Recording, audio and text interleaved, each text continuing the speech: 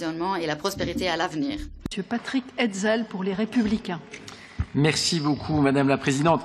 Alors, je voudrais tout d'abord rebondir par rapport aux propos qui ont été tenus il y a quelques instants par notre collègue Günther Kriechborn de la CSU, tout simplement parce que effectivement il a remis l'accent sur un sujet absolument essentiel.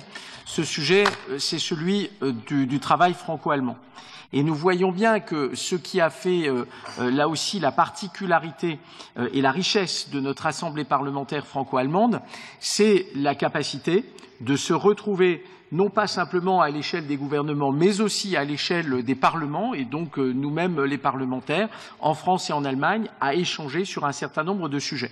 Et il peut y avoir, et il faut bien le dire, en matière énergétique, on l'a vu ces derniers temps, ça peut être des sujets qui fâchent.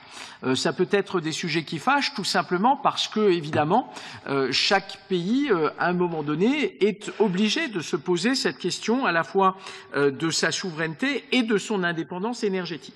Alors, ce qui est intéressant, et c'est tout de même comme ça que nous devrions aussi nous poser la question de l'indépendance et de la souveraineté énergétique sont des questions qui se posent évidemment pour l'Allemagne et elles se posent pour la France. Et d'ailleurs, elles se posent, si l'on a un spectre plus large, à l'échelle européenne.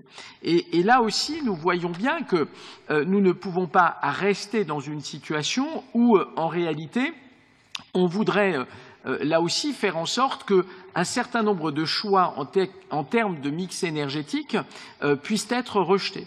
Et j'insisterai aussi, au nom de mon groupe parlementaire, sur le fait que la famille politique dont nous sommes, je dirais, issus, elle s'est penchée sur cette question à travers le général de Gaulle dès 1945, avec la création du commissariat à l'énergie atomique, lequel avait justement pour objectif de permettre de faire face aux enjeux de production de l'électricité. Cela a d'ailleurs été relayé plus récemment, à partir de 1973, par le président Georges Pompidou, qui lui aussi a tenu à faire en sorte que la France ne soit pas dépendante au moment où les prix du pétrole allaient augmenter, devenir dépendante de l'or noir. Et c'est ce qui a développé et poussé au développement du nucléaire civil en France.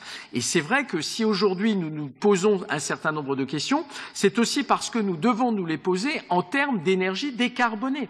Et en fait, l'un des points clés qui est souvent négligé dans le débat, c'est que le nucléaire permet de développer de l'énergie décarbonée et donc de répondre à un certain nombre d'enjeux environnementaux. C'est la raison pour laquelle nous pensons que plus que jamais, nous devons coopérer et nous devons échanger. Et c'est pour cela que nous souhaitons que non seulement le groupe de travail ici au sein de l'Assemblée parlementaire franco-allemande puisse se développer, mais aussi que nous puissions mettre sur la table ces enjeux qui nous paraissent absolument essentiels pour le futur de nos deux pays. Merci pour le groupe